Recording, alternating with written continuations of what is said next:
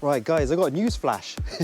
In terms of practicality, I highly rate the My Energy ZAPPI. I think it's a fantastic piece of kit. Oh no, they sent me the wrong one. This video is done. This video is done.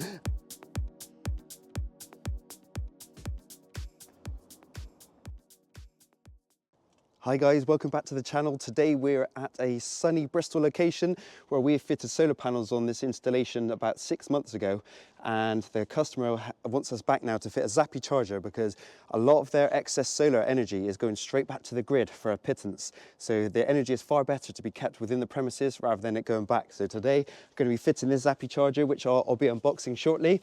And what that basically means is currently at this very minute, I just checked, this house is currently producing from its solar 4,300 watts of power per hour, and only 300 watts of that power is being used in the home. So that means that 4 kilowatt hours of power is going straight back to the grid. So we're going to put a stop to that because these energy companies will buy this solar power off the customer for an absolute pittance. It's still, I say a pittance, it's still money at the end of the day, but it's far better being used in the home rather than going back to the grid right now. So yeah, once this charger is installed, it means that the customer can then charge their car directly off this charger, directly off the sunlight. So it's going to be a good day today getting this fixed up, and I can't wait. So I'm going to show you the installation process and let's go. So we've got our template here on the box, and here we have it. Here we have it. Comes with a lovely black frame. Here's the screws. This will be the CT clamp, which monitors the import and export of the solar. And here's the main unit itself. It is a tethered charger, so it comes complete with cable, this one. So once this is installed, this faceplate will go on top of here, and this cable will wrap around the unit. It is a tethered unit. You can get these in untethered as well. They come in single phase at 7 kilowatt, or they come in 3 phase at 22 kilowatts. So that's 7 kilowatts per phase. But as most home installations are single phase, commonly used is this single phase unit here. But they look exactly the same in appearance, whether it's a single phase or 3 phase. If you're lucky enough to have a 3 phase system at your house, then yeah, it's definitely recommendable to look into a 3 phase unit. And obviously commercial businesses commonly have 3 phase supplies. So yeah, that would be an ideal one for that. Right guys, I got a news flash. I wasn't expecting this. They've actually just updated their models. So what I was just talking about single phase and 3 phase units. They've actually just made a change to make them so that they're multi-phase now. So they no longer do a single phase and a separate 3 phase unit. They've combined the two all into one, which is great. So it means that whichever one you get off the shelf, you can never go wrong. As long as you get the tethering correct, whether you have it tethered or untethered, or you get it in black and white, that's the only things you need to get right. But in terms of getting it single phase or 3 phase, it doesn't matter anymore because they've combined the single phase and 3 phase together, which really threw me because I just looked at the part number on the box and it says 22 kilowatts. And I thought, oh no, they sent me the wrong one. This video is done. This video is done. And then I realized, actually, no, they've combined them. The biggest giveaway was I got 3 CT clamps come in the box, which it's one CT clamp, which I'll explain what they are in a bit, but it's one CT clamp which goes around each phase, meaning that it will be 3 phase because I've got 3 clamps. But in actual fact, if you're fitting a single phase unit, it just means you're going to have potentially spares, which is good in itself because when you do get these units, if you do want to add them to solar installations, normally you have to buy an additional CT clamp. So that now mitigates that issue and it makes the ordering process easier. And what's even better again is that the 3 phase units, I think, were slightly more expensive, but what they've done is they've made the price point on these units for the single phase units. So you'll pay what you would have done before for a single phase unit, regardless of whether it's a 3 phase you're adding it to or a single, it doesn't matter. Yeah, really good. Hats off to them. These units are manufactured in England and Ireland. And yeah, I'm really pleased, really pleased. That's a good way of doing it. I just wish they put a sticker on the box, My Energy, a sticker on the box warning me of this. I nearly gave me a heart attack a minute ago after unboxing it all. But yeah, apart from that, really good.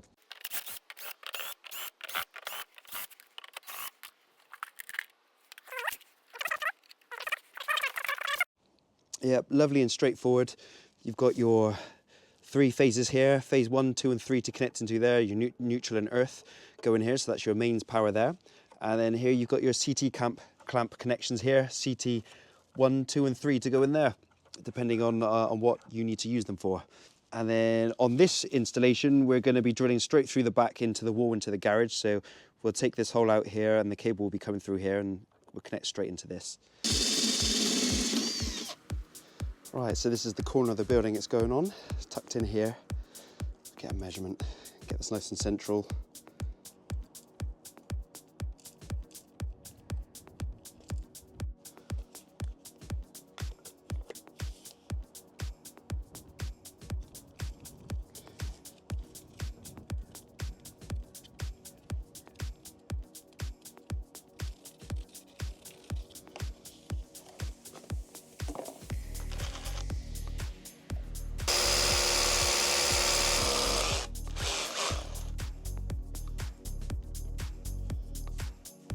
Perfect.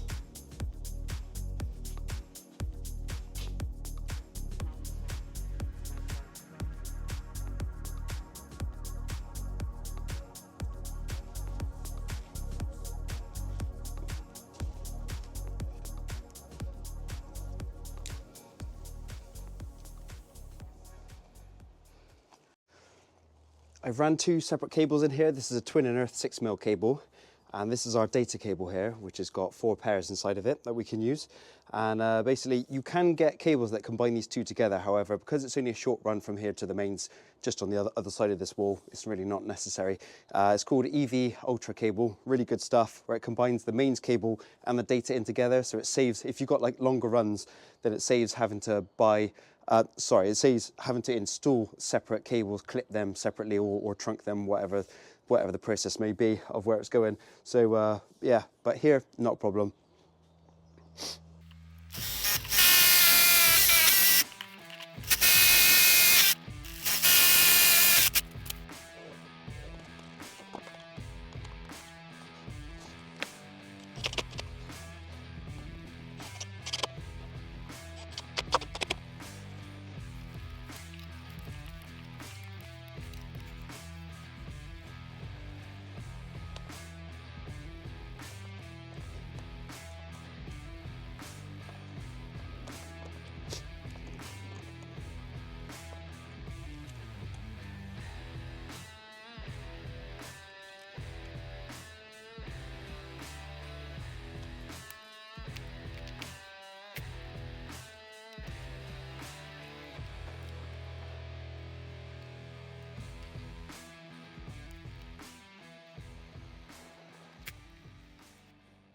Right, now what you're about to see is what I love about these units. I love the fact that they're all push connections in here. So there's no screw connections, so it makes it really nice to fit. So I just push the live in, made a nice connection there. Next terminal is underneath. I've got the crouch down, neutral, right. Neutral's going in. It was good to give it a little pull afterwards just to check. And then here's our earth going in as well.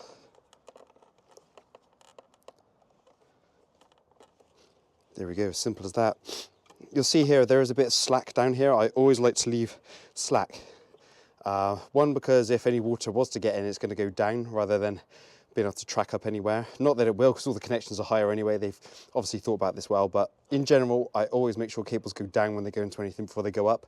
But also, it's just good to have slack. You always want to have slack. So if this ever had a problem, needs to be changed or anything like that, these cables need to be cut shorter a little bit and made off again, then I've got plenty of slack in here. There's no problem with having it inside the box whatsoever. Okay, now the CT clamps are going in.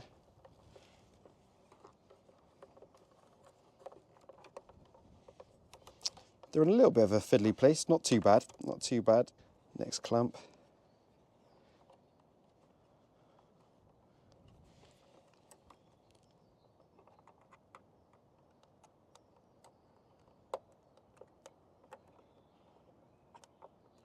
Green's in.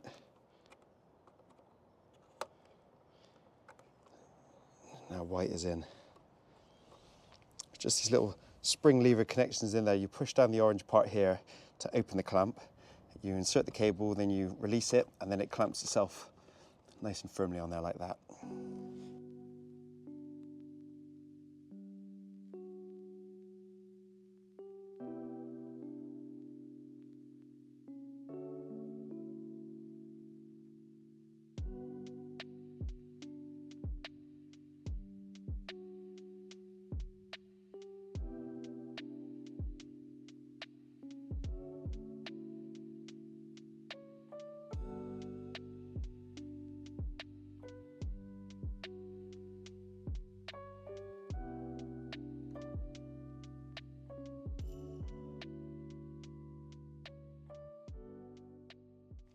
Right, okay guys, so that's our cables brought round from the EV charger on the other side of this wall. Took them up and trunk in here, around here.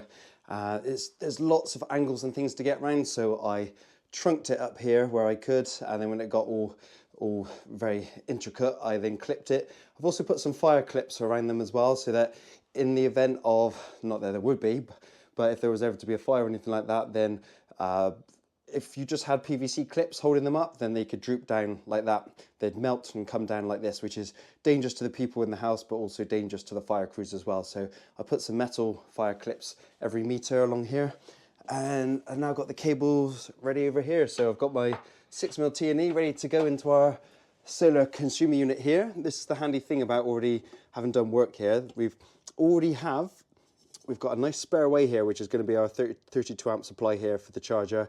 And we've already got our surge protection device here, SPD. And yeah, and all these breakers in here, they are type A rated. They need to be specifically type A rated because that is for direct current in particular. So basically what will happen is if you used a type AC breaker inside of one of these units, then what can happen is that if there was to be a fault with the system, then basically the type AC RCD would just lock out. It would just lock and stop and wouldn't be able to trip. Basically, to put it into sort of like human terms, it'd be like it numbs it, so it can't feel anything, and it would just allow the current to pass through. Whereas by having these type A RCDs in here, these are actually RCBOs, but they are RCDs and MCBs integrated into one unit, hence the reason why they're called RCBOs. But yeah, with them being a type A, that means that they're a direct current. They're sensitive to direct current, and it therefore means that in the event of a direct current fault, the system will still trip. So keeping everything healthy, to regulation and safe.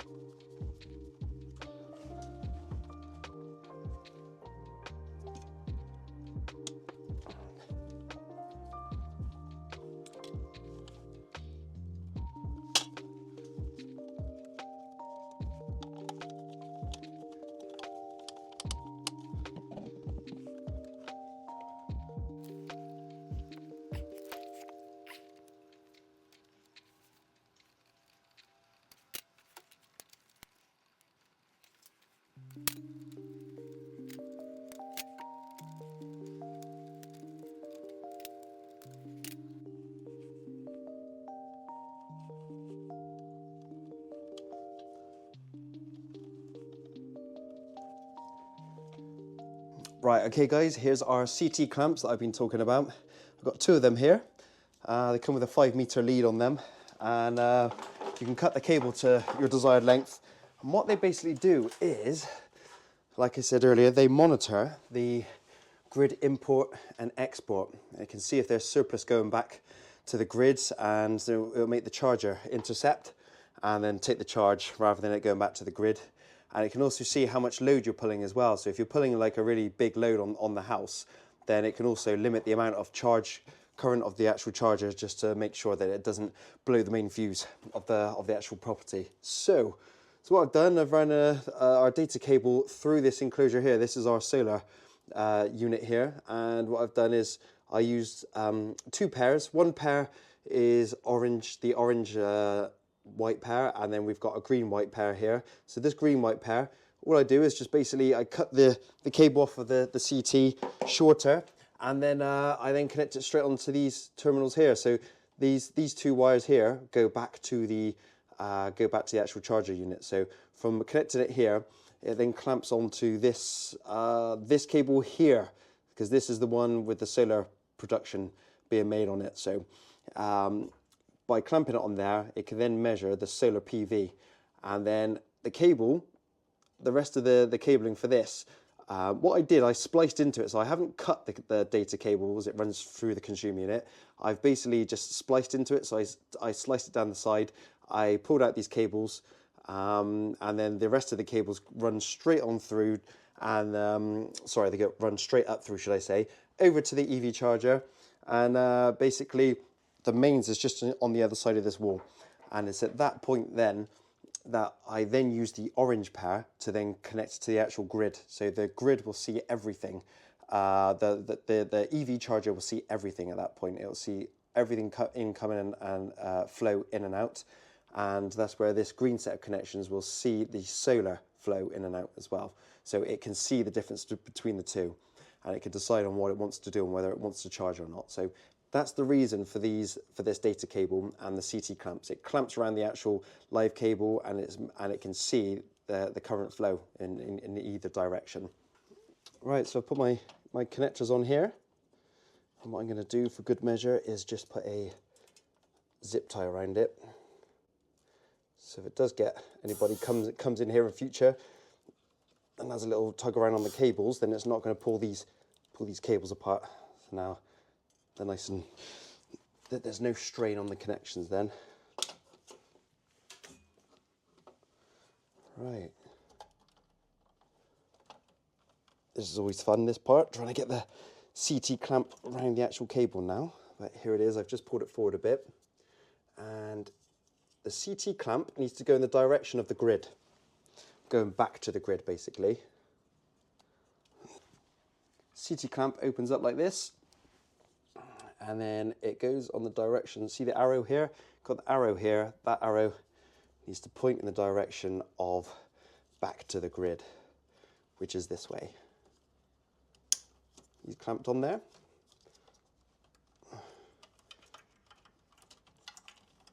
So it can get a little bit busy in here with all this going on. All right, I'll give these connections a little tweak while I'm here and make sure everything's good.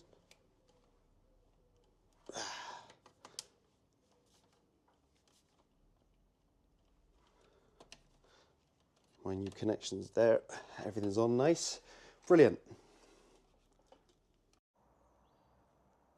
Right, so now I'm at the mains position now. So this is where the end of the data cable officially runs to. So again, I'm going to put my snap-on connectors here. The negative in there. I'll put that on the white. And then I put the red and the orange in together.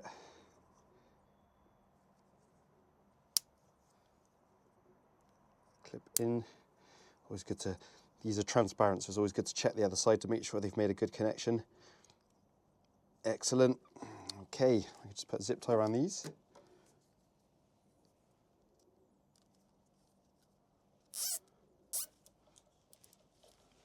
Great.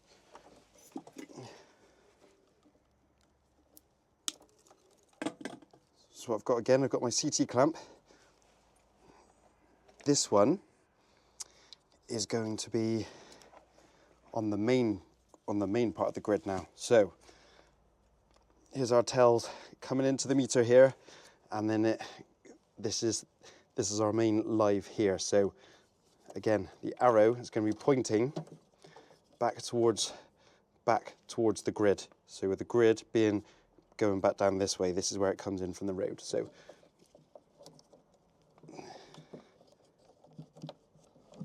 put this round. There we go. He's on. Great. Great. That's in. Here's the existing other CT clamp. This one is actually from the actual solar installation from previous, so that's in there. So, job's a good one. Right, so we're ready to get this fired up now. It's the solar power coming back in. Excellent. Right, so I've already done some testing, so I've done my insulation resistance test, and now I'm just gonna get an earth reading now and make sure everything's nice and safe with the unit, and yeah, we're good to start getting it set up. Right, I'm gonna take my earth reading now. Earth clamp around here, and then neutral and live in there.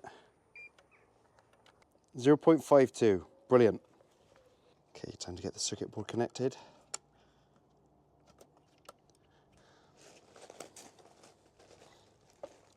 One last check of the connections. Everything looks great.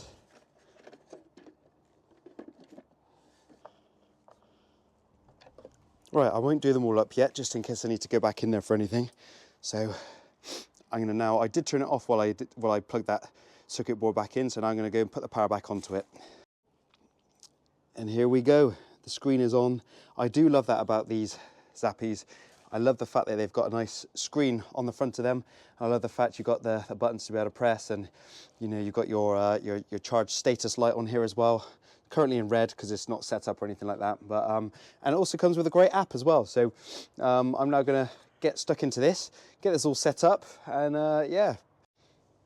I was gonna film the setup of this, but I'm gonna leave that for another video, only because time is ticking today, my friends. So today is all about the installation and the actual unit working. I will discuss a little bit about the setup in a minute, but I'm not gonna go into it in massive detail because yes, I really wanna get this thing up and running, because the sun is currently just around the other side of the building now, which is perfect because it's pretty much in optimal conditions now for the sun angle. We've got panels on the west face, and we've got them on the south face, so it's pretty much smack bang between the two. Okay, so we got it all fired up, everything's working as it should do. What it's now showing is 3.2 kilowatts being produced by the solar panels going to the home. It shows the house is using a load of 400 watts here, so there's a lot of excess solar power here, and as you can see, the arrows then carry on to 2.7 kilowatts, which are going back to the grid. Fully online, working. I got to say as well that the installation process has been really good on this. One thing that I have faltered on as well, some of you may have noticed that there's a back bracket here. This back bracket here just needs a couple of screws to sink into it, so I've just got to release the unit away from the wall in a minute, which is slightly annoying, but I just need to put a couple of screws in there and then just screw it back, so that'll all be good.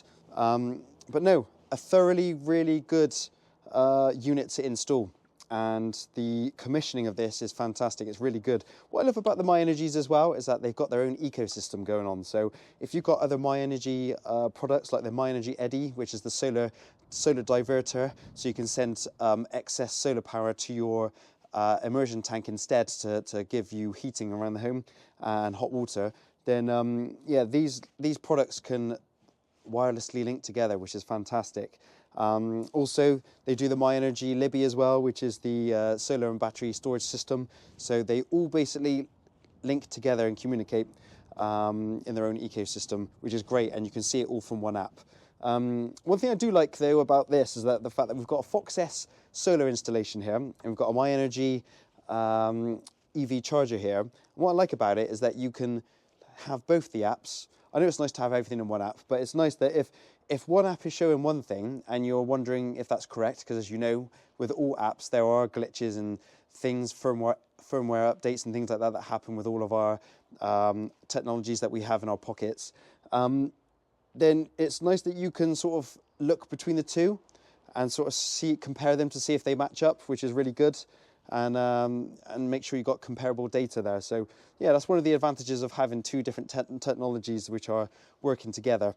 So technically, I mean, this unit is completely standalone, working independently of the solar system, but it's just seeing what the solar system's doing. It knows what the solar system's doing, it knows what the house is doing, and then it thinks, oh, okay, the solar system is sending power back to the grid. Let's soak up that power and use it to power the EV charger, to power myself, should I say, if I'm talking as the charger. So yeah, basically, it's completely working standalone. However, in a funny way, they are kind of working together without the solar system even realizing it. So yeah, really good piece of kit. A joy to fit, really nice and simple. And like I said, I really like the fact that you got the display here. You can lock this as well, so to stop other people from using it. You can use it single phase or three phase, so you can use it at business premises, at home premises, and it works with its own ecosystem as well. So yeah, all round lovely kit, and it's really nicely made as well. And it's made in Great Britain as well. So what better reason to get behind the product? I love it. I really love it. And once I get all this back together, you'll see all this all nicely wound up here. Yeah, a really nice, neat little unit this. Really pleased.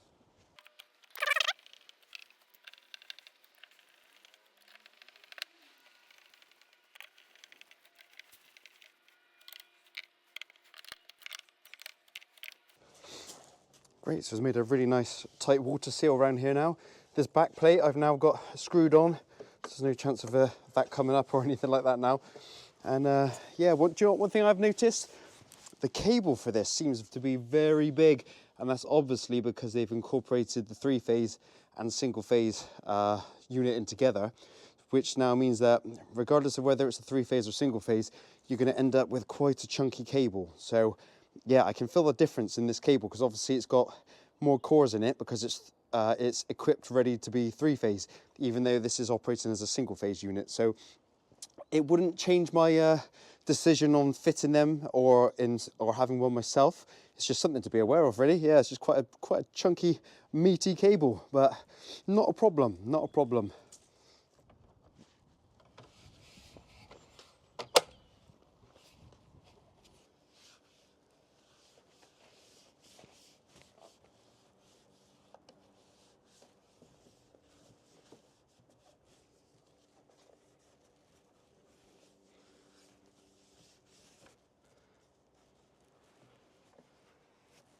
And the lead just simply wraps around it nice and neat.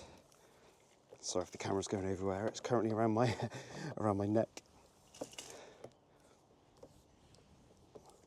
All the way up to the final, and it's got a nice little holder here, so it plugs into itself like that, engages, and then this drain pipe is actually acting really quite handy, because otherwise this cable would actually go out like this. That would settle down over time. Something else to be wary of as well. That it would bulge out like this a bit. So, but yes, if you sort of give it a bit of a bend, I think over time that would settle down. But or if it was really a problem, you could get a little hook or something to screw to the wall there to pin this back into, which I think might be a good idea. Might even be something to do with the fact it's the thicker cable, making it a bit more so it doesn't bend so easy. But like I said, I think over time it will just naturally flex better. But yeah, that works out really well.